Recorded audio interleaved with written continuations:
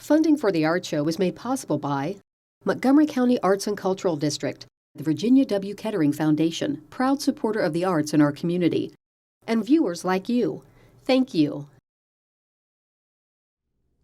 In this edition of the art show, a local painter invokes nostalgia.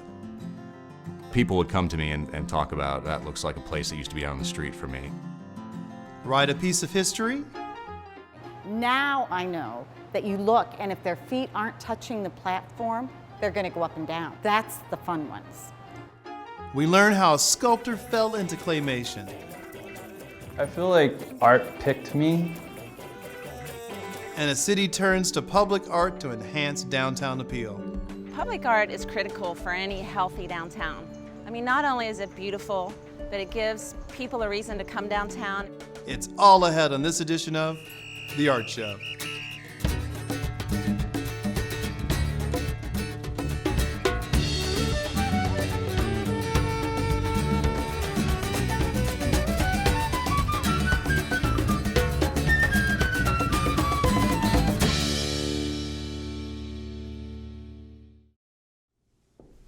Hello, I'm Rodney Veal, and this is The Art Show, where each week we get unprecedented access to local, regional, and national artists and arts organizations. Tonight, we start with Peter Frederick.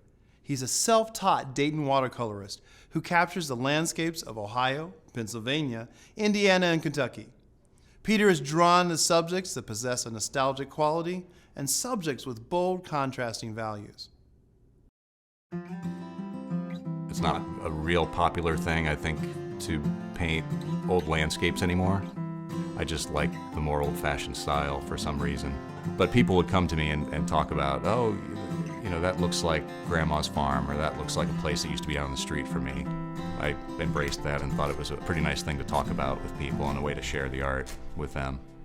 After a lifetime of doodling and drawing, Peter Frederick became serious about painting just 6 years ago.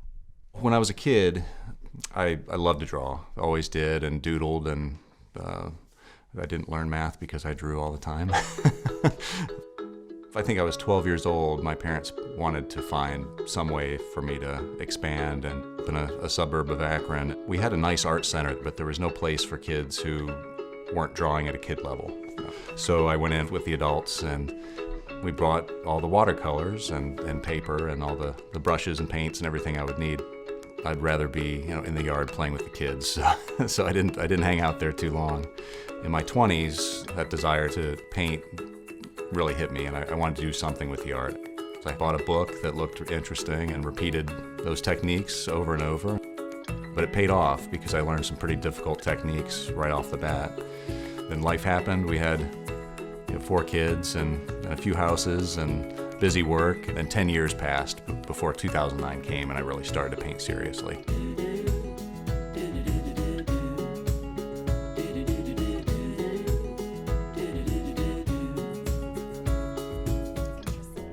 If family weren't involved, I wouldn't be painting. It wouldn't happen. That's just the way it is, especially starting later in life like I did, in my late 20s. My wife, I think, enjoys the paintings. We like going to art shows together, and the kids have been exposed to some different types of art, whether it's sculpture or painting or drawing, and in all kinds of styles. There have been times that I've been tempted to just give it up and walk away because it is hard to go out at night and paint. But my wife has always said, what would that tell our kids? It's very important that they learn to stick with things, not to give up. It's very easy to give up and to regret things later, and to teach them to do the same thing. So that's the last thing we want to do. Pete's landscapes are often from rural scenes he's photographed. Over time, he's learned to enhance the composition as it relates to his paintings by removing outbuildings, adding a stream, or relocating the house. When I first started painting, I would see a scene I would like and just shoot pictures of it as I'm out and about. At first, my paintings were more photorealistic, but they lacked inspiration, and they were just pictures that I could have taken with my camera. And so I was learning technique, which was good, but I wasn't learning composition. So I sort of pulled it all apart and started learning composition when I became serious about painting, and that's really helped. I have always got 5 or 10 paintings going on, And oftentimes I'll get to a certain point where, things just didn't quite turn out the way I wanted to, or my plan didn't produce the effect I thought it might. It's not abnormal to pull a painting out that's been in my portfolio for a couple years and add something or change it. That used to really frustrate me, but now I've just sort of accepted that's just the way it is, and I'm just gonna go with it. And if that's the way I paint, that's fine. And so it doesn't bother me to have all these loose ends anymore. So eventually they'll get finished.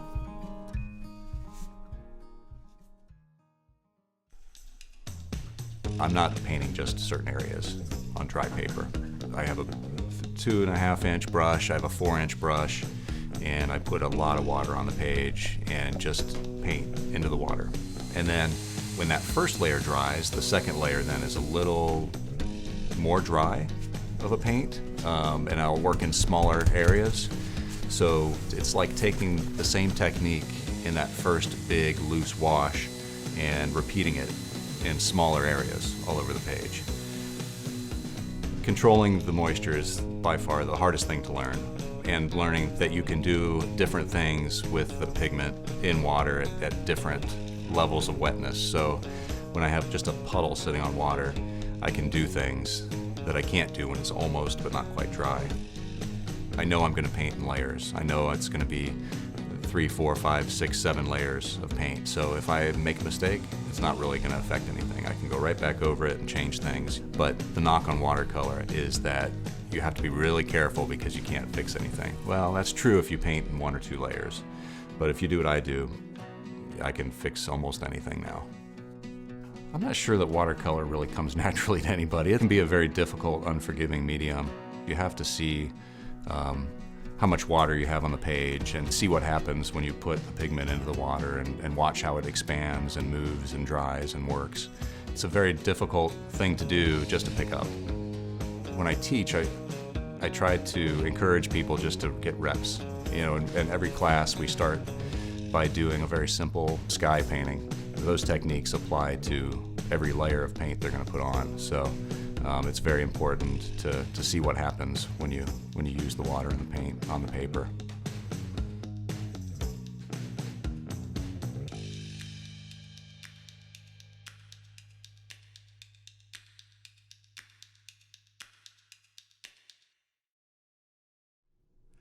Peter teaches classes at the Rosewood Arts Center in Kettering. Sign up for one of his classes. Information can be found on the art show page at thinktv.org. In Sandusky, you can actually take a ride on history at the Merry-Go-Round Museum. An old post office was converted into the museum in 1990, and since then, the museum has protected and restored countless carousel pieces. The one we grew up with. The one you rode every summer at whatever amusement park you were at. Those are the ones that touch our hearts.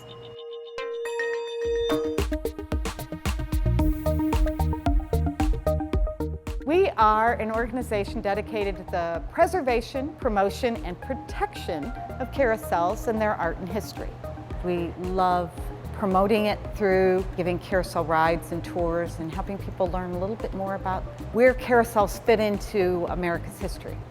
The Merry-Go-Round Museum came to be in 1988. The United States Postal Service, they created the first carousel stamp ever. It had 4 different carousel animals. And one of the animals on the stamp is from Cedar Point Amusement Park. And at the time, this building was actually sitting empty, so they were going to have the first day celebration here. And they brought the horse down here and about 20 different other carousel animals. And they were expecting 200 people to show up, and over 3,000 people showed up. So from that, the city of Sandusky and a nonprofit group that was formed, they noticed there was a draw for carousel animals. So 2 years later, in July of 1990, we opened up our doors, and we've been here for 23 years since. When you come into the museum, the first thing you're greeted with is a 1900 elk that is thought to be the only one in the world. So that's the first thing you see when you come in. It's on a high platform. And then from there on out through the museum, we have just a wide range of carousel animals, from tigers to zebra, the traditional horses, and we also have a rooster as well. You get a chance to learn about the 3 styles of carousel animals, the different stances, because There's prancers and standers and jumpers. Have you ever gotten on a carousel, gotten on the horse and it doesn't go up and down? I used to get so frustrated when that would happen to me. Now I know that you look and if their feet aren't touching the platform, they're gonna go up and down. That's the fun ones. The three basic styles of carousel animals are county or country fair. Those are the portable ones that got moved week to week, place to place. Then there's Philadelphia style. That's actually named for the geographic location where the factories were located. Those animals are detailed, realistic, and natural looking. They're also a little larger. And then Coney Island style again, geographic location. Those are outrageous and flamboyant and crazy and stylized and a whole lot of fun. My favorite piece for this exhibit would have to be the rooster that we have here. He's actually in original factory paint, so when he came out of the factory in 1895, he has the same exact paint on him. But he has a unique story to him that he has new wood that's been placed in there because he was found in a barn and a couple boys were actually using it for target practice, so they had to replace some of the wood and paint on it. The collecting aspect of carousel animals started in the 1960s. So a lot of these animals have been in private collections for quite a while. The collectors have been around for quite a while. So I typically know where all the animals are, and then every 2 years I contact these collectors to see if they would like to work with the museum on private loans that we get to display everything. The oldest one we have here is actually probably the elephant behind me. He's 1885, and he was actually on a children's carousel, so all the animals would have been smaller in size compared to the traditional carousel animals. And the newest one was carved in 2011, and that one's a wolf. And the carver, Ed Roth, he actually still creates animals off of the historic reproductions is what he does. Besides seeing all the carousel animals, you get to ride our 1939 Allen Herschel carousel. It has a wide range of carousel animals from different carving companies that fit into the style of the carousel that is, and we also have carvings that were created here at the museum as well on the carousel. We have a very active carving crew here. They're all volunteers. Carvers' art is really what determines the value of a given carousel. Carving carousel animals out of wood gives them a warmth and an ability to give it a depth, whether it's in the mane, in the facial expression, in the trappings, which are what we call the decorations on the side of the animals. All the decoration is on what we call the romance side, the side you see. The other side's plain. It's done in parts, the head, the neck, that's carved by our head carver. We have the body, legs, and tail. So there are body guys, there's one tail guy, and then we have leg guys. The body is a box. It's done from boards. There'll be between 10 and 20 people that'll work on it from start to finish. Each year we actually create one carousel horse that we do for a raffle. It's one of our fundraisers. We auction it off at our New Year's Eve party. So besides the one horse we carve, we actually do restoration for collectors as well. The reason why I always tell people they need to stop in is because this is something you don't get to see every day. You get to learn a lot about carousels. But the other reason to come is, where can you ride a merry-go-round inside a museum? There's just not that many places you can do that, and a fast one. Put a smile on your face every single time.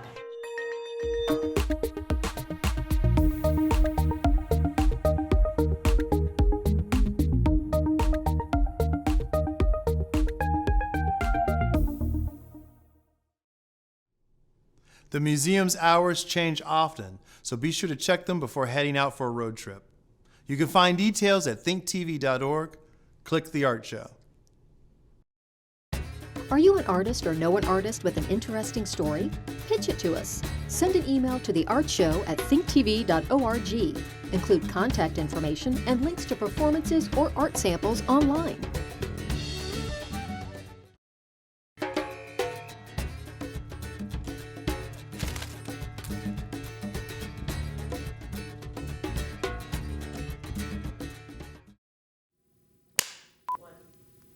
Hello, I'm Sierra Leone, and for me, my artist tip would be treat everything like it's a blank canvas when you're starting. You know, remember that, this is not going the way I want it to go. Your inspiration will come from an internal space. And with that particular space, I think you can create anything. Give 100% to where you are, stay in the now, be creative through every single aspect. This cannot be real. Real talk. I mean, it cannot be real. And yeah. Can y'all cut that little piece there? Like, I'm an articulate person, I'm a poet, I'm great at what I do, and I do this all the time. So we're gonna take this again. I'm Sierra Leone.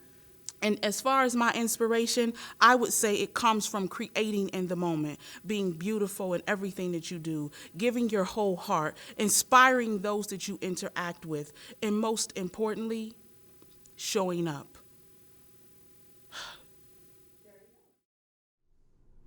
Animator Seth Mittag's home is where his claymation fantasies take shape. The artist's fascination with cartoons dates back to childhood, but Mittag's career as an animator was pure happenstance. Yeah, Connor the Barbarian. Thanks, Dad, right? Yeah, sweet. Rockin'.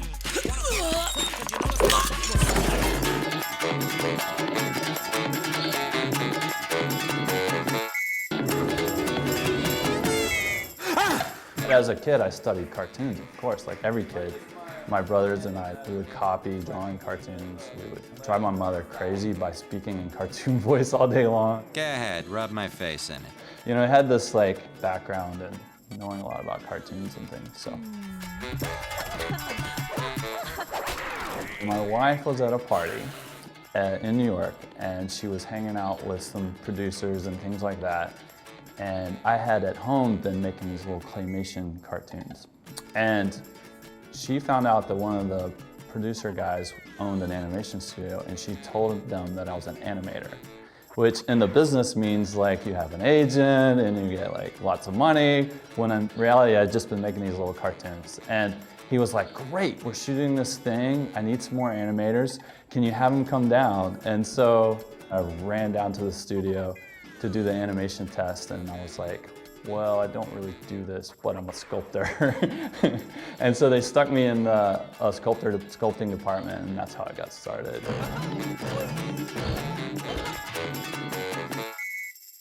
I've worked on commercials for Howard Johnson, Progresso Soup, did something really cool for the Globetrotters, which was really great, and a television show on Nickelodeon.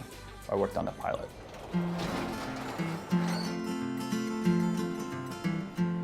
I make animations. I also make the things in and around animation. So I'm really interested in this idea for gallery or fine art shows to have the feeling of an animation studio. So I usually show sets and characters and short spots of animation. And to me, it relates to the time that I spent working in an animation studio. Good afternoon. The worst is apparently over for the area around Brownsville as Hurricane Allen makes its way farther inland. The Hurricane Project started when I found this film footage of 1980 Hurricane Allen on YouTube. I took the audio from it and then reanimated the newscast. And part of the story talks about this tornado that hits a trailer home. And so I decided, well, I needed to build this trailer home. So the trailer home's in the tree, and then we have the animation. And so it builds kind of a whole story around that event. Eventually in the story, the family decides to continue to live in the trailer home after it's in the tree. And so they become this sort of redneck Swiss Family Robinson thing. So anyway, it's just kind of my own little funny take on it. We ran into the bathroom, and then it sold just like that. I feel like art picked me. I've always made things. My family, we all make things, and it's just that it's something I always do. So I can't really imagine not making things or making art. Two can play this game.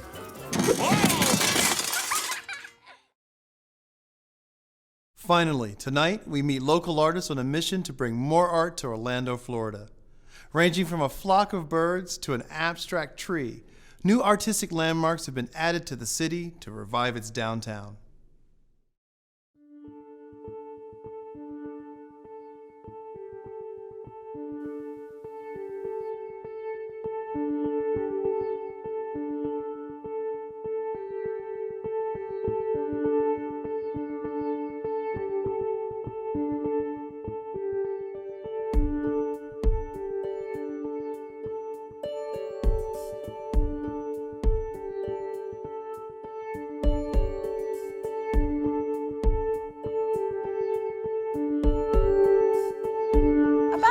2.5 years ago, the mayor and I were talking about what's next for the city, and one of the things we both recognized that was missing was outdoor sculpture.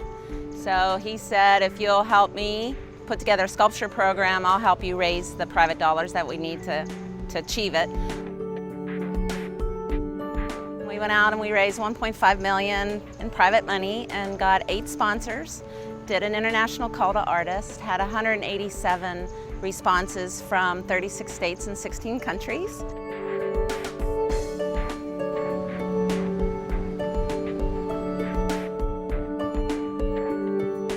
It changed downtown a whole lot. It changed downtown a whole lot. Like I said, it's too long. It's too long to be coming, you know? Should have had this a long time ago.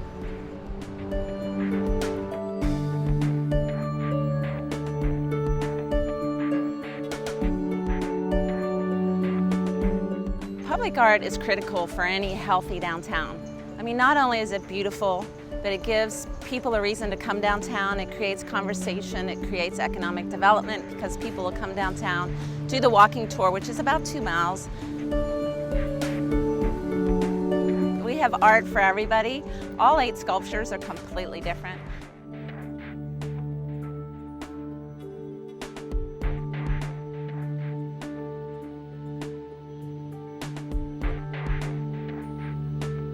People look at it, you see them have a smile on their face.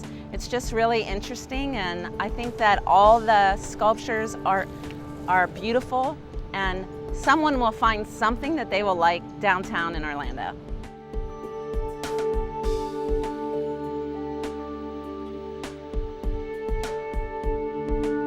Yeah, I love it. I love it. And I think the people of Orlando should love it too, you know? It give Orlando a little something different.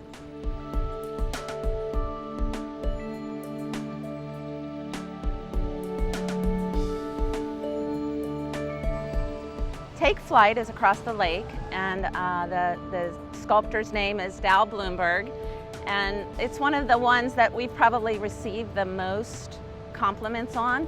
And his concept, when he came to Orlando, he looked at the lake and he thought, what would fit this location? And what he developed was to represent that your spirit should soar, should be happy.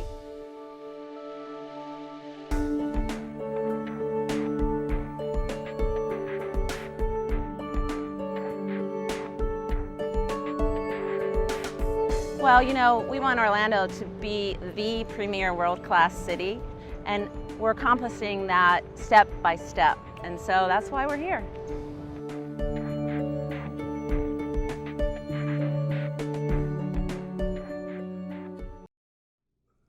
The Miami Valley has no shortage of public art. Email us at theartshow@thinktv.org and tell us where we can find your favorite outdoor art installation. And that wraps it up for this edition of The Art Show. Please check out our fantastic art scene. And until next time, I'm Rodney Veal. Thanks for watching.